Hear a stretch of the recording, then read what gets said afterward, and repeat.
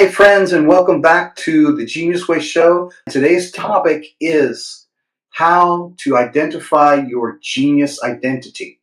So for those of you who are just kind of tuning in for the first time, I want to let you know that by the word genius, I'm not talking about a specific amazing individual with magical talents. I'm talking about the calling that each one of us is born with.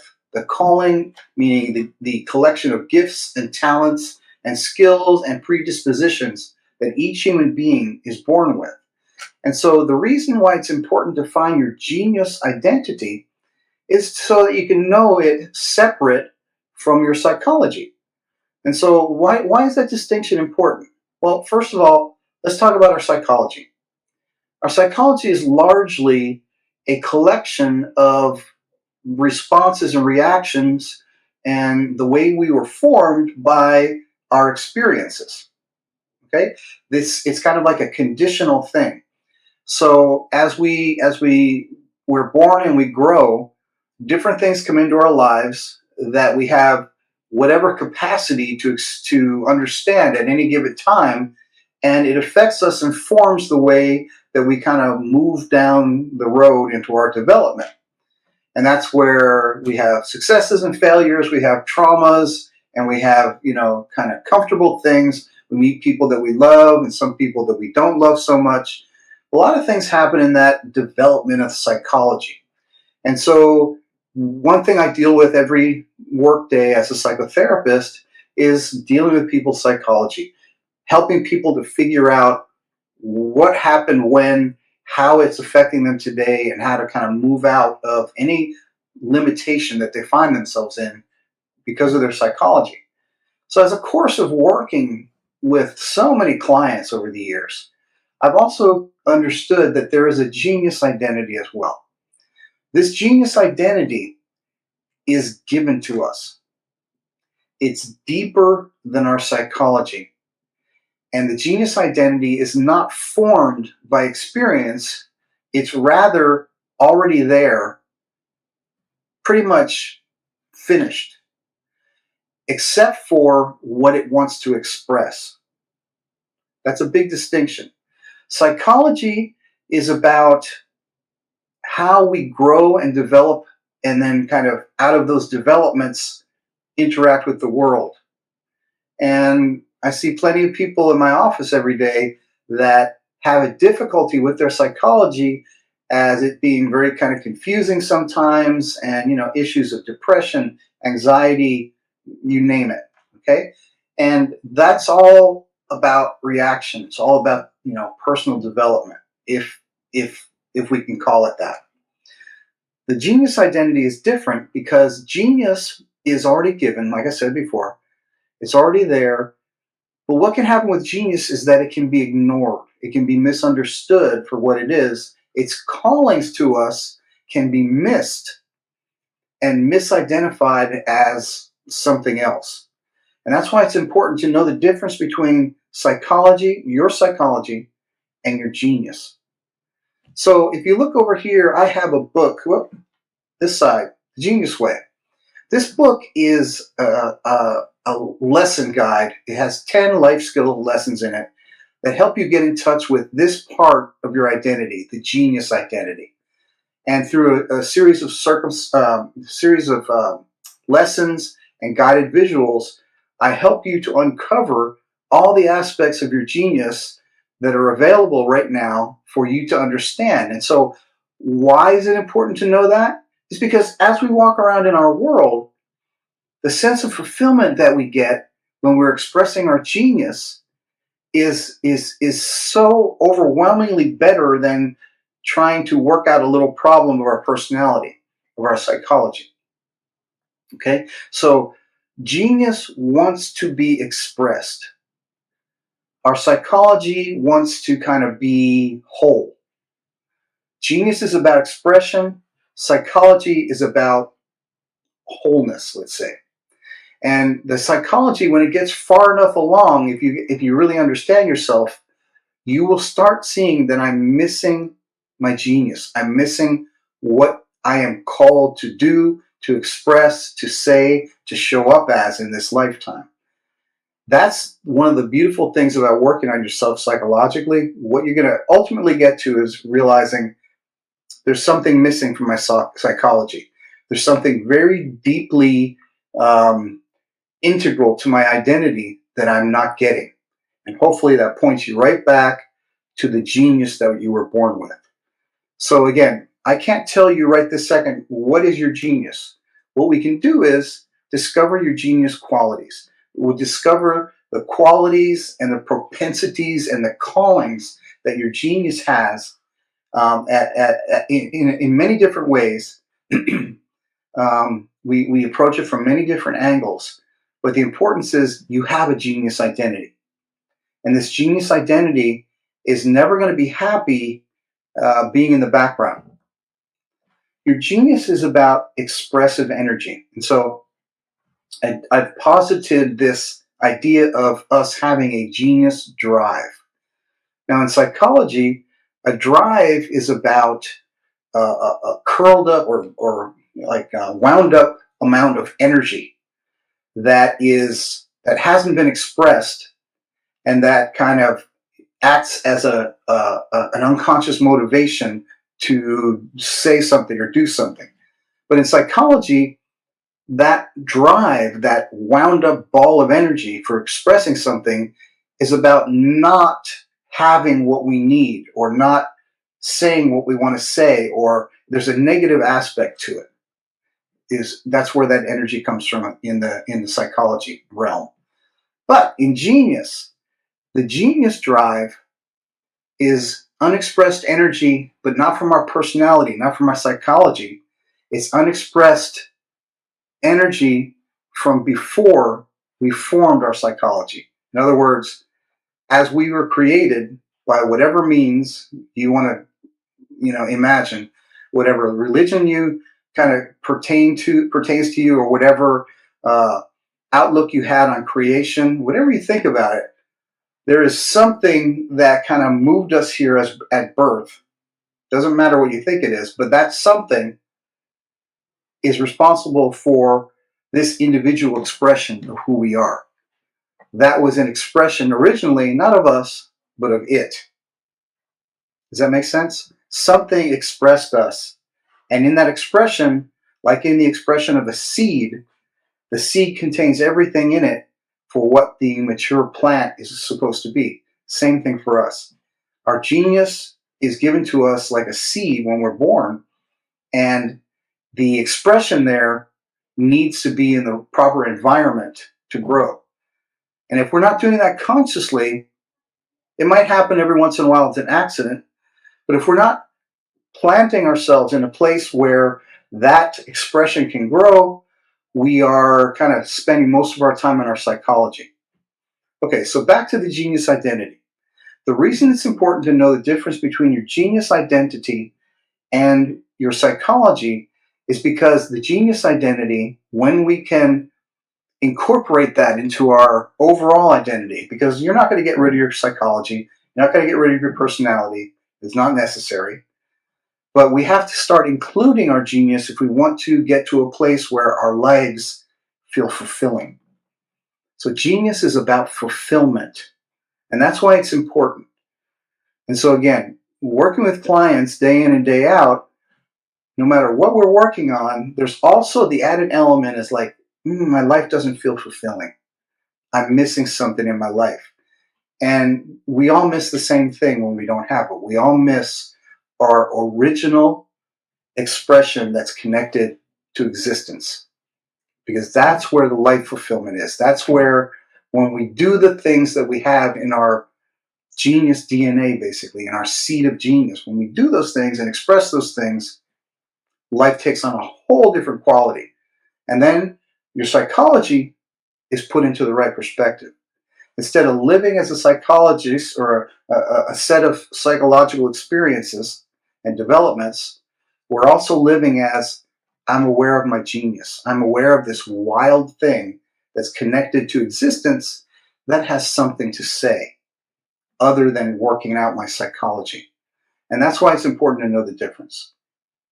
Okay, so I want to play you this little clip. I found a beautiful TED talk by Elizabeth Gilbert, who's an incredible author. Eat, Pray, Love, Big Magic, among many others. And here she's talking about genius for in a lot of different ways. And so I put like this little clip together just so we can underline this point about why it's important to find your genius identity. And just take a look at this, and I'll see you after the clip.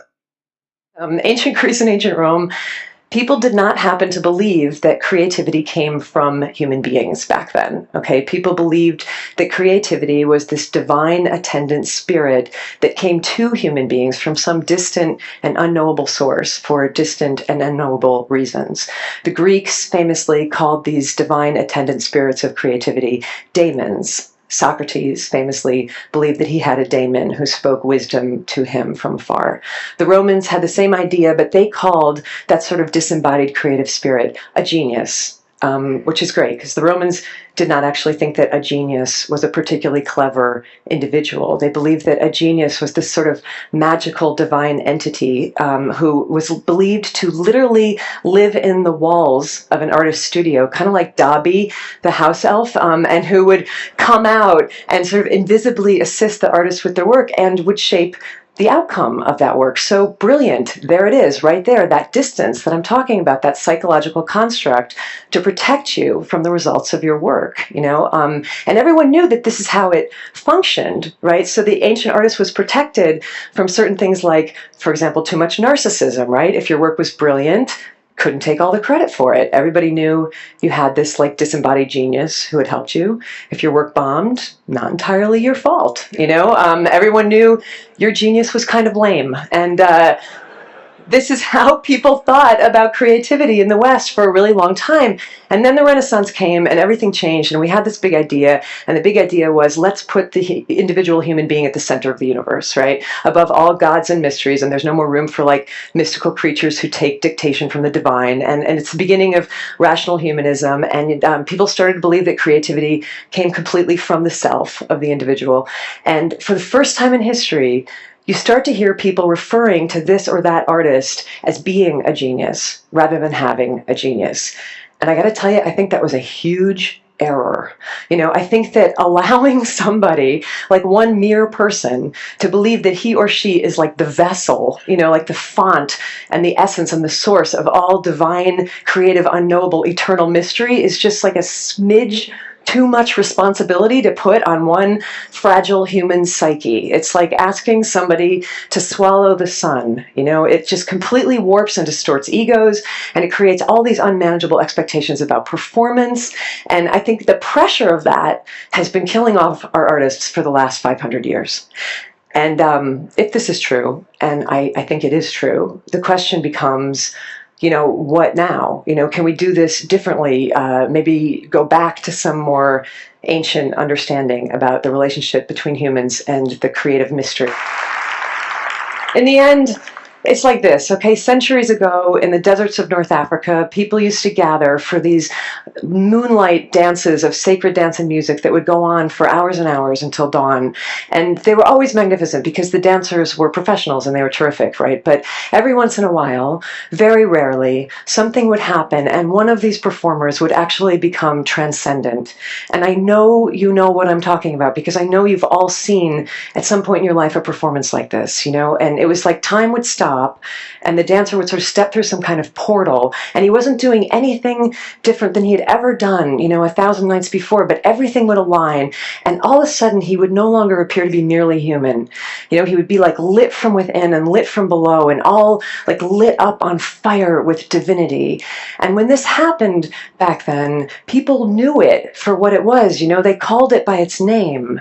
They would put their hands together and they would start to chant, Allah, Allah, Allah, God, God, God, that's God,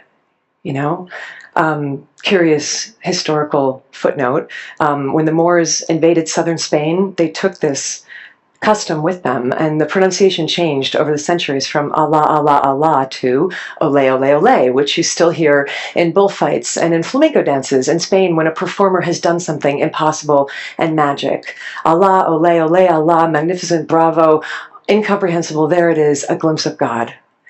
Yeah, so here Liz is talking about different aspects of genius, and she kind of ends up by saying that, genius is something that you can see when it shows up, and something in you knows that you're looking at something really, really special, maybe even otherworldly, that is coming through a human being.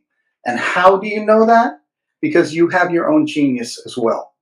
You're seeing, in her way of saying it, you're seeing God for a second there. You're seeing, in my parlance, you're seeing existence come through, creation come through that human being when they're in that place, when they're expressing their genius. And so we don't want this to just be a one time, every once in a while thing. So let me tell you a little bit more about the origins of that word. So in Greek times, they called the idea of genius a daimon. And the daimon, everybody had a daimon. It's like a kind of a guardian angel, a spirit that comes with you to help you express yourself, to help you express and be creative and come up with new ideas. And that was kind of the way that they saw it back then. Then the Romans took the same idea. So the Romans took a lot of stuff from Greece. They took the same idea and they called it genius. And for the Romans, your genius was a little bit more accessible. Instead of kind of just waiting willy nilly for this thing to show up, it was kind of always there, like again a guardian angel. Now let's fast forward to our modern times. My current understanding of genius and how I'm putting it out there is that your genius is actually something that doesn't leave, that's always there, that can be accessed at any given time in terms of how you want to express yourself in your lifetime. So that's why the more time you spend on knowing, first of all, when have I been in that state where I was expressing, like Liz said, the ole, ole, ole. Where was I ever in my life at that point where I was so in that identity of genius that I was expressing it and I felt it, and maybe other people felt it as well? So we have to know that, number one. We have to know what in particular does your genius show and express when it comes out. There are certain things in particular that are there for you, that are in you, that want to be expressed, right? So those two things, when have I done it before, gives you a clue. What was I doing when I was in that state, gives you another clue. And when you have more and more and more information about that, you can start to see your genius showing up various times throughout your lifetime, and also what kind of conditions you have to make in order for your genius to be expressed. One of my favorite clients that I've ever worked with around genius, and the reason I like this client is because their genius, it wasn't that they're a great artist or they're a dancer or anything like that. This person loved to make spreadsheets. And the energy behind the spreadsheets was that she loved to organize people's financial lives through spreadsheets. And I knew that that was her genius because, like, like what I look for in all the clients I work with doing genius work, there was this sense of joy. There was a sense of authority that came out when she was talking about her spreadsheets. Her eyes got bigger. She started to speak a little bit more loudly and with more conviction and with a sense of authority, like I'm doing right now. I've seen this in every client I work with to some extent, and I always am happy to point out there's your genius right there. There is that thing that's pure expression and that's not stuck under any conditions of your psychology. That's what's really important about this. This is not about psychology. This predates your psychology. And through getting to know this place and all the aspects of it, what we can do as grown adults is to create the circumstances in which that genius can be expressed. And look, I'm doing that right now with this TV show. I have created this for myself so that this thing that I feel is really important to me gets to be expressed. And my intention is that it gets to help people. It gets to help enlighten people, gets to help them open up to their own genius so they in turn can put that out into the world and other people get affected by it and so forth and so on. So that's what's important about this to me. So when you know more about your genius, when you know that place where people are going to say ole ole, you have the better chance to set up your life in a way where that can be expressed. If you don't know anything about your genius, and if you're kind of ignoring it or not looking for it or not recognizing it when it does come up naturally, you're going to try and fix your life or express your life through your psychology, which is really only second best. Your psychology is like a newcomer. It's like it's not the foundation of you. Your psychology is kind of sitting on top of your foundation, which is your genius. And so that's really important to know, is that at your foundation, the foundation of this individual lifetime, no matter what you think about reincarnation or whatever, this lifetime, the foundation is genius. And it's the genius that has something in particular to say for your individual life.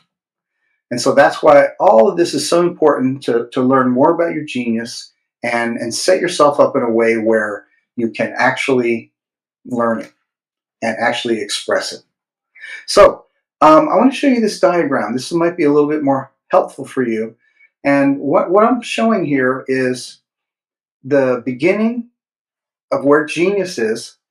We're born, here's genius, and here's the thread of genius happening right here. This is if we were allowed to develop and continue knowing our genius and knowing about our genius and what's in it, and we were continuing on that line, this is what you would have been. This is what would have happened. But you see on the bottom here, this is when our psychology starts to develop and we start getting wounds, we start getting difficult experiences, we start getting conditioning, and our life takes kind of a different track. And along the way, pretty soon, we lose the connection to our genius. Even though our genius is connected to us, we lose our connection to it. We forget about it. We ignore it. And so, see, along the line there, when you keep developing psychologically, ideally, you come to a point where you realize, I'm missing my genius. And then I go back, reconnect to it, and then develop as if we have, well, not as if, we develop with genius as part of our identity. And so earlier I spoke about the genius drive. And that is, again, the kind of stored up energy to express what we came here to express in this lifetime. There's another drive that is important to know about, and it's called the wound drive. This wound drive is about all of our psychological experiences, our developments, our traumas, the things that have wounded us along the way of creating identity of the second kind, the personality, the psychological identity.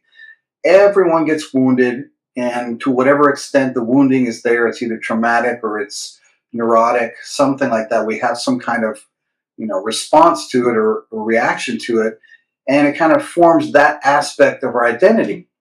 And so you can see from that chart before the path or the thread of identity that's built with our psychology. We're largely dealing with wounds. When I work with people who are doing psychotherapy, I'm working mostly with what's wounded in them.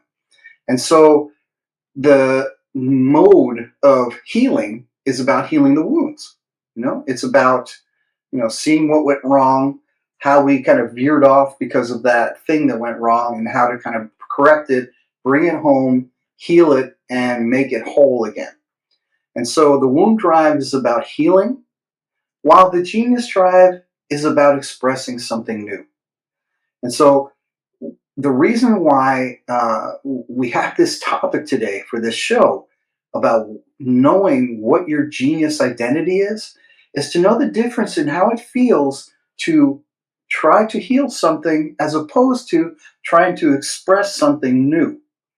So you might do a lot of expression in your healing, but it's different than the expression that comes from your genius.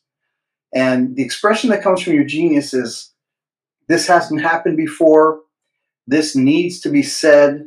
I'm not coming from a deficit or a loss or a lack of. This is extra. This is like the fruit that comes off of the apple tree or the fig tree or the orange tree. Genius expression is like the fruit, whereas the expression that comes from healing wounds is like, oh, this is a salve. This is something went wrong, and now it's back to where it started. Okay, and so that's the main difference. Why we need to know how it feels to be either in the wound drive or the genius drive, and how it feels to be in different parts of our identity. That's why this is important.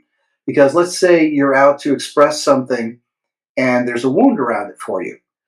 Your expression is going to be colored by however you've been wounded around that issue. I'll give you an example. Let's say you lost a family member to a drunk driver. Terrible idea. Terrible thing to have happened. Let's say that happened, and you're wanting to express something in terms of, let me create some kind of foundation to deal with this very terrible issue. Your expression, although it can be very healing, this is going to be coming out of you healing that wound. And it's not necessarily going to be your genius. It's not necessarily going to be a fulfilling expression. Even though it's a good expression, valuable, it's different than the expression that comes from your genius. And so, since this show today is about what is our genius identity, that is what I'm really kind of trying to focus on today. So, the importance of knowing what your genius identity is that you've been given a universal mandate. You've been given a mandate from existence to express something in particular, or a few things in particular. And that just kind of means this is the kind of plant that you're meant to be. This is what's contained in your seed of identity. And there'll be a certain lack in existence if you don't express that thing. You don't have to, but something will be missing from existence if you don't, because you are existence. Before you were conditioned to have developed this personality, you're like a blank slate with this seed of potential. That seed of potential is not personal to your personality or psychology. It wants to be expressed still. No matter what's happened to us, no matter what we've been through, that seed isn't supposed to die as a seed.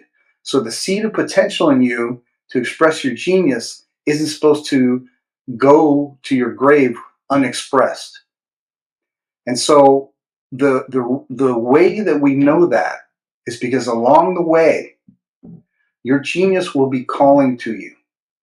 You'll notice it maybe sometimes on the fringes of your awareness as this amazing thing that if only you could do this, something would be different, or something would be cool, or you'd see a new part of yourself, or something like that. There's many times when this occurs to us, and when we think about that thing, sometimes we don't even let ourselves think about it because it's just might be too good to be true.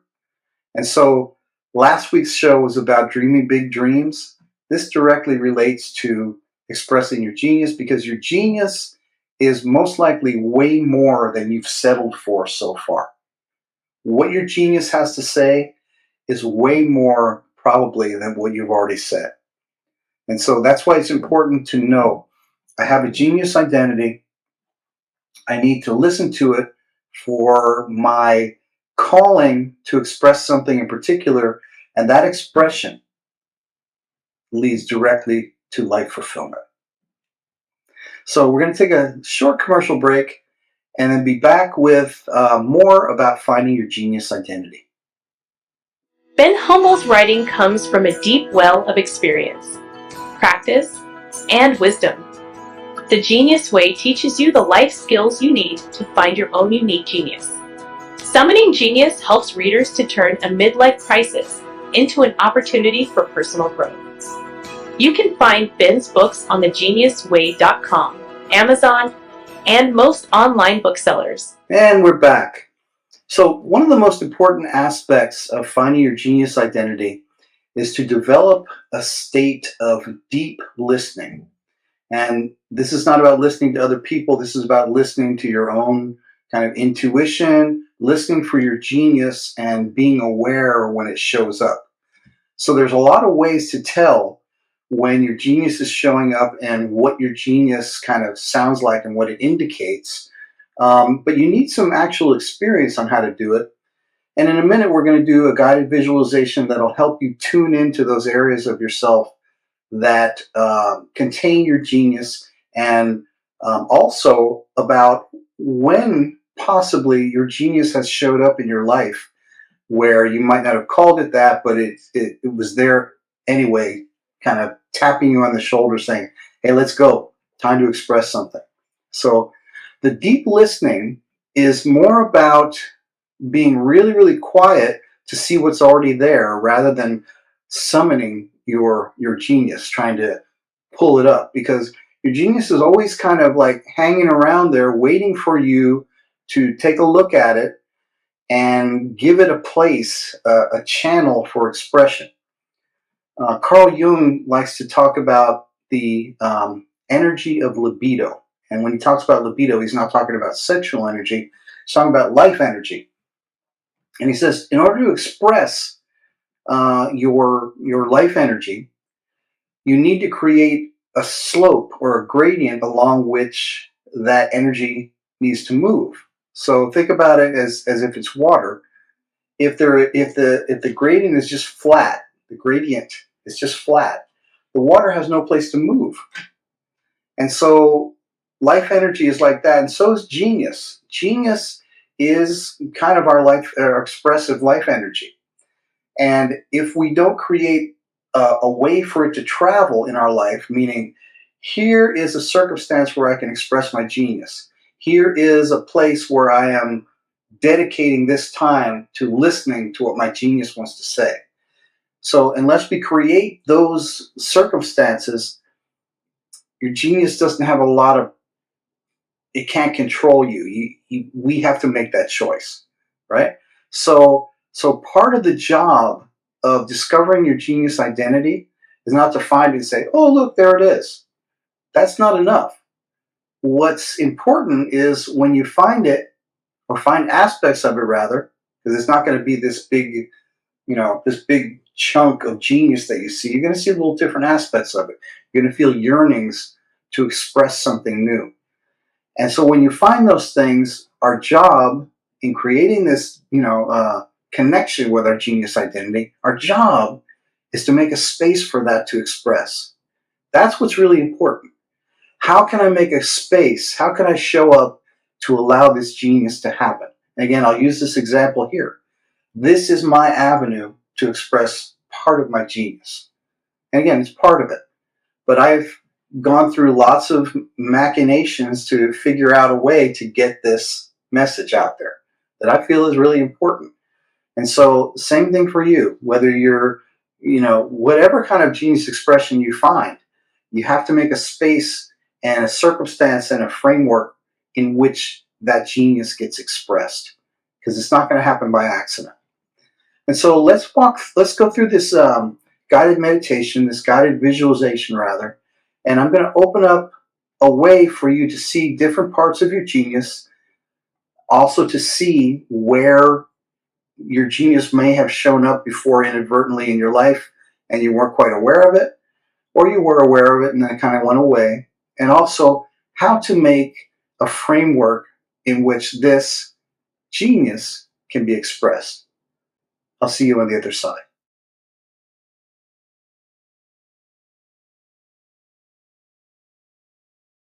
Close your eyes and take a deep breath in and then deeply exhale.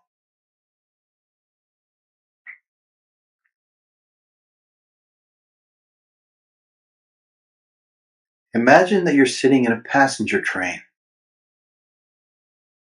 You notice that instead of going forward, this train is traveling in reverse. And instead of moving through space, this train is moving backward in time.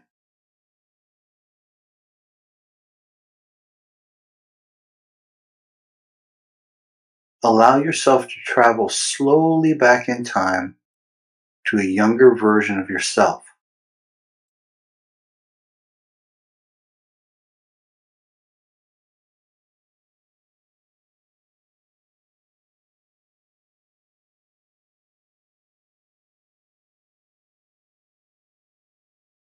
The train slows down and eventually stops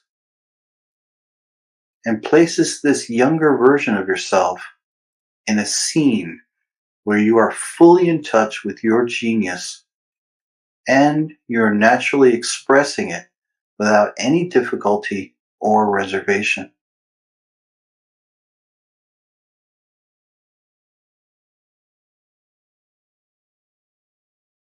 What do you see yourself doing?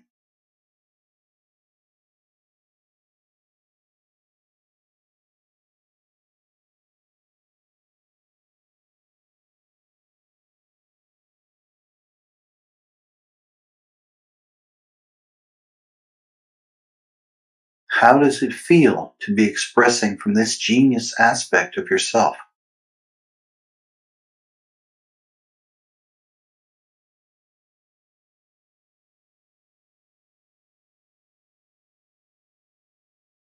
Is there anyone there with you?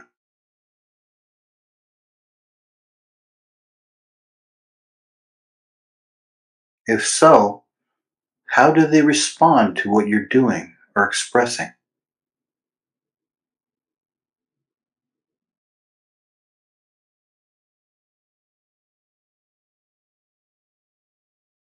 In this scene, you remember that you've left something in your pocket at this age that represents your genius and that you haven't remembered this for a long, long time. Reach into your pocket and retrieve what you've left there.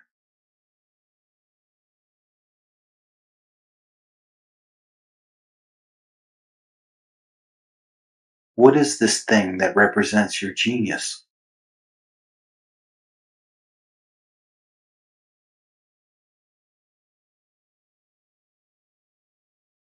And now, with this reminder in your hand, you get back on the train and begin to travel forward in time, slowly at first,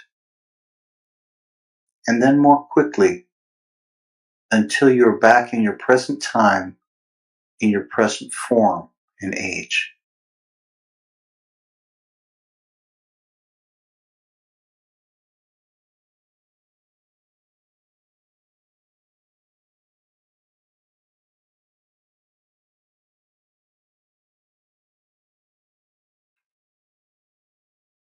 Now the train stops and places you in another scene, this time in the present, and in a place where you're able to express your genius even more fully than before.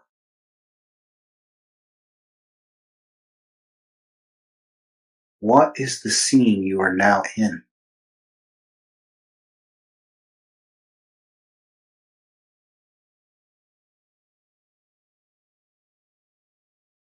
Now reach into your pocket and pull out your genius reminder. As you hold this reminder, you receive an insight as to how you can make room for your genius expression in your current life. What is it that you see with this insight?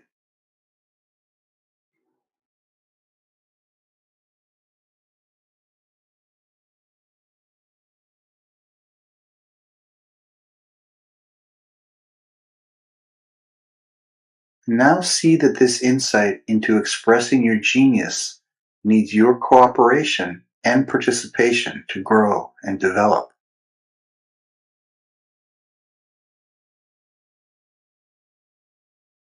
Take the first step and see yourself engaging in your genius expression.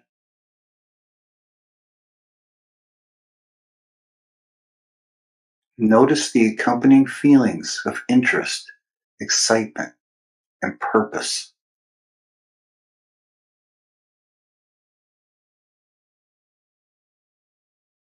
This is a blueprint for your genius to become an active part of your current life.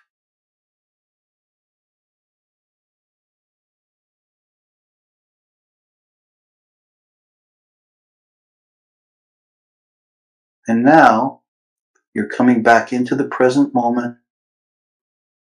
And when you're ready, open your eyes and come back into this room.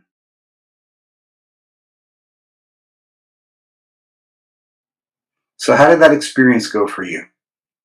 Were you able to see some parts of your life where your genius was present that you maybe knew it, maybe you didn't know it, and were able to see a way in which you today can make a space or an opening for your genius to be expressed?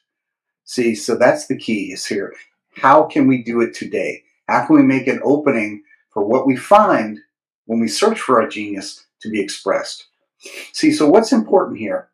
Another aspect of genius is that for some weird reason, I don't know why this is, when one person expresses their genius, like in that idea of ole, ole, ole, when we see a glimpse of God there through that person's dancing, in that example, when one person expresses their genius, there is a tendency for an onlooker or somebody who's witnessing that expression to kind of get their genius turned on as well. They they feel it, and then at the same time there's a self-reflection like, oh, I have this in me, no matter what it comes out as, this is in me too, and I recognize that. So I'm gonna read you a little quote here by Albert Schweitzer. And this quote is about that aspect of genius, which to me is very mysterious in one way. I can explain it as we all have a genius, and when one person sees another person's genius, it gets recognized. But there's also some magic to it. So here's Albert Schweitzer's quote. Sometimes our light goes out, but then is blown back into flame by another human being. Each of us owes deepest thanks to those who've rekindled this light. And so that's a little bit of what happens with genius. When we see someone else experiencing or expressing their genius, there's something that realizes, oh, wait a minute, maybe that part of me hasn't been lit for a while. I know about it. I know this vague feeling of being in that genius, on that genius way, of being able to express my genius and what it feels like, but I have forgotten about it, or I've neglected it, or something else has become more important, or something. But when we see somebody expressing that, they're doing us a big favor.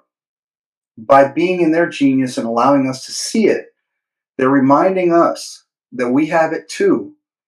And our particular expression is just as important as what we're seeing there.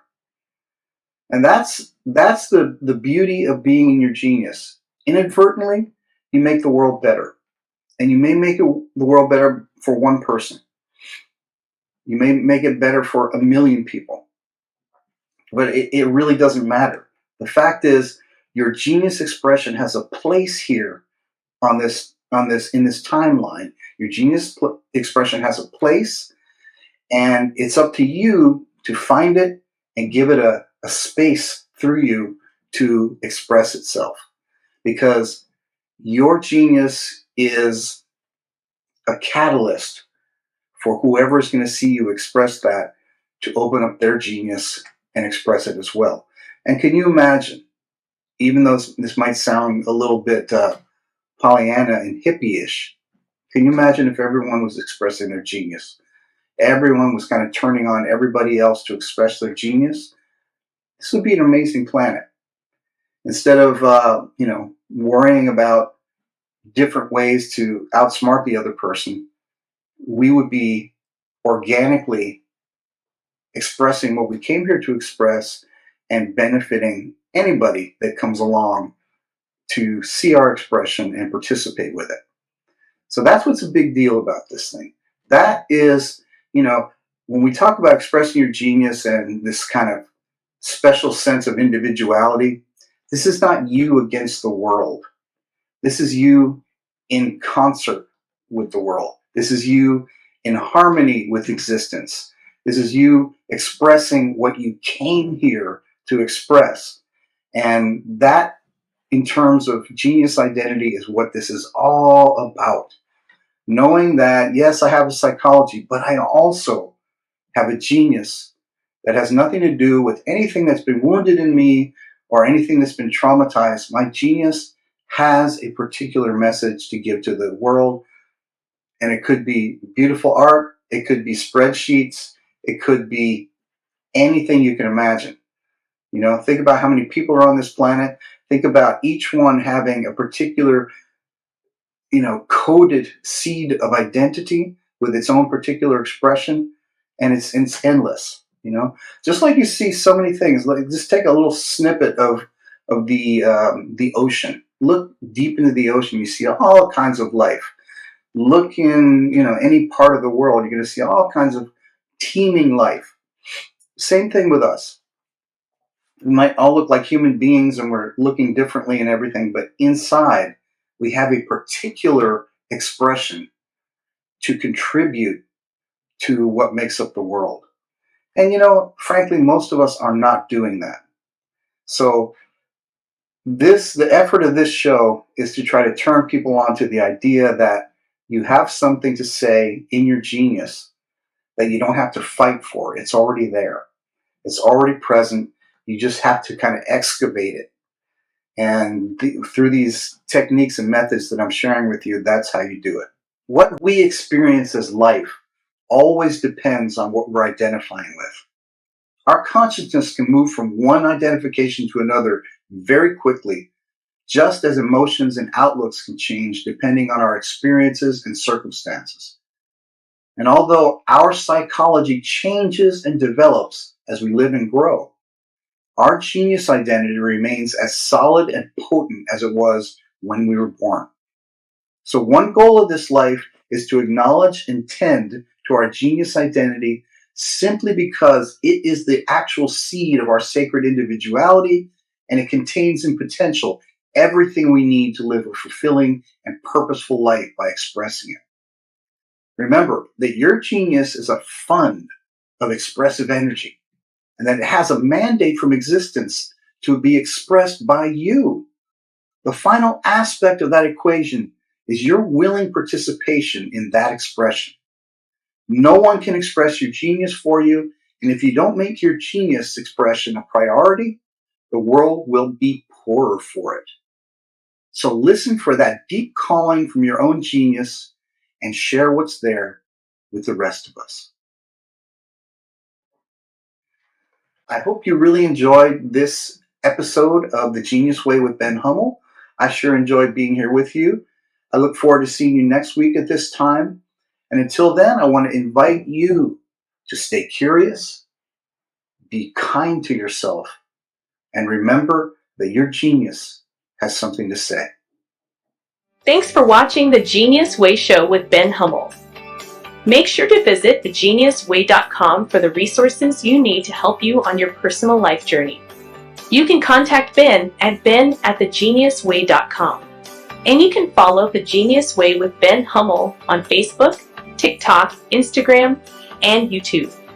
Thanks for streaming The Genius Way Show with Ben Hummel.